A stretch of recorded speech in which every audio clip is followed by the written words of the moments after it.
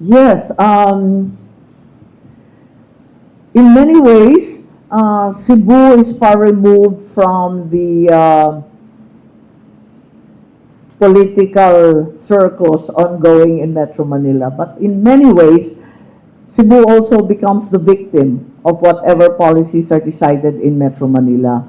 So it becomes very, very important that Cebuanos should get involved not only in internecine local politics, but more importantly, in the national economy. I think Cebuanos are very practical, business-minded, hardworking people.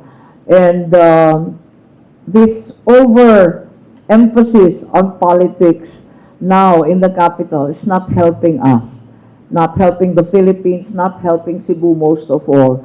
We have eco zones here, we have manufacturing plants, we have so many businesses and shipping groups that are suffering simply because policies are not in place. So, make some noise. Yun lang.